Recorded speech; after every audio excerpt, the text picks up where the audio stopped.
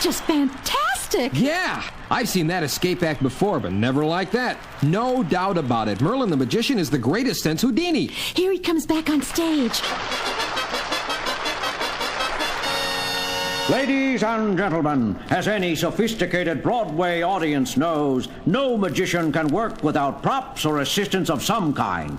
So, before I say goodnight, I'd like you to meet the trusted helpers without whose unseen support the feats of magic you have seen tonight would have been impossible. First, may I present Mope the Rope. Mope. Time to wake up, Mope. Wave hello to our friends out there. That's a good boy. Look at that! That coil of rope! One end is rising and it's actually waving at us. Yeah, a variation on the old Indian rope trick. And now, old chap, fetch me my top hat off the rack there, if you don't mind. And my cape? It's doing it! Reaching over to the rack, bringing the hat to Merlin. Now back to the rack and back to Merlin with the cape. Thank you, old chap. No self-respecting magician should be caught without his hat and cape. Could be arrested for indecent exposure. That's all for now, Mope. You can go back to sleep. Next, may I present Cosmo the Robot. Say hello to the folks, Cosmo. Hello to the folks, Cosmo. That's Cosmo. He will have his little joke. But he is a very competent fellow and can move as easily as any human. Cosmo, take the table and chair off the stage, will you? Like a good fellow? Thank you. And wait for me backstage. One good thing about Cosmo, he has no mechanical parts or electronic circuits to service. That's impossible. How can he move? With Cosmo, what you see is what you get. Yeah, but I don't get what I see. Why did my spider sense start tingling at the sight of Mope the Rope and Cosmo the Robot? Wow, what a superb showman! And finally, ladies and gentlemen, meet my trusted friend and companion, flesh and blood like you and me, Rasputin the Monk. It's a monkey. A chimpanzee, to be more exact, and a very large one. Uh-oh, again with the spider sense. An extraordinarily clever fellow, Rasputin. He can read, write, figure out mathematical problems, and play a good game of chess. And now that you've met all my friends, I think it's time to be moving along. Rasputin, fetch the carriage. That's it. Good man. He's pulling a rickshaw and Merlin's getting into it. And so, friends, on behalf of my 3 assistants and myself, I wish to thank you for your kind reception and bid you a fond farewell. Home, Rasputin.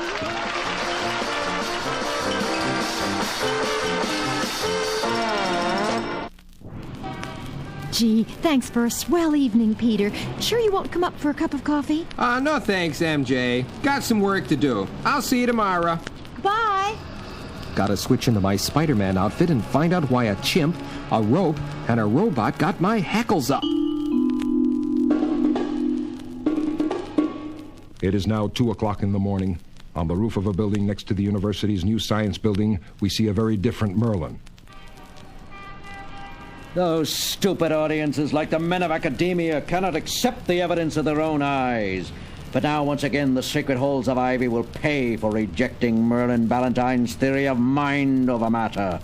The stage is set for the ultimate proof. Right, Cosmo? The ultimate proof, right? Without setting foot inside those walls, I have planted a bomb, which will be detonated on receipt of a signal from my mind. Good trick, Merlin! Spider-Man! How did you know I was here? I followed your trail from the theater. Got a few tricks of my own, you know. Tell me, how did you plant the bomb? With the aid of my assistants who operate only under my mind control, it was easy. Mope attached himself to the other building, and Rasputin crossed over the rope carrying the bomb and placing it where I wanted it placed. And Cosmo? Cosmo, I keep by my side, the protector of my person, so to speak. This procedure has proven infallible in the past. You mean you were responsible for the destruction of the science labs of all those colleges around the country? Destruction of knowledge is a terrible thing, an abominable thing. The work of the Abominable Showman, you might say. Hey, I like that. Very funny. But proving beyond question the supremacy of mind over matter. And now, much as I regret it, you have become an obstacle in my path, an inconsequential conglomeration of matter to be destroyed by the power of my mind. Gotta keep him busy so he can't detonate that bomb. Maybe a little web slinging is in order here. You missed, Spider-Man! Wow, he deflected one of my best web shots by pure mind control. Now to try a little slinging of my own. Get him, Mope! The rope, fast as a snake. Got my arm, going for my throat. Gotta break it. Did it. Now for some ookie-gookie rope immobilizing web fluid like this. And Mope the rope goes Betty-bye. Cosmo! Rasputin! Destroy him! Can't let a robot and a monkey make a monkey out of me, can I? Destroy. Destroy. Wow, that hunk of timber was faster than I thought. Holy smoke, a killer robot in front and a crazy monkey on my back. Any funny sayings or flippant last words now, Spider-Man? Flippin', huh? Hey, thanks for the tip. A little double black flip like this. And like this. And the monk is sunk. Cosmo, destroy! Destroy. Destroy.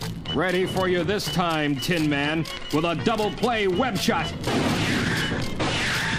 And a robot in a sling. Happy landing, Cosmo! And as for you, Merlin, here's the old Spider-Man 1, 2. By the time you wake up, the bomb will be long gone, and you'll be in a cozy little escape-proof cell where you can contemplate mind over matter for a matter of, say, 15 years? The next morning, at the entrance to the science building... Peter! Peter! Oh, hi, MJ. I thought I'd catch you before class. Did you see this story about Merlin the magician? What story? Oh, Merlin the magician caught in bombing attempt. What a tragic ending to the career of a wonderful showman. Or as he himself put it, the Abominable Showman. What did you say? Oh, nothing. He sure was one wonderful showman.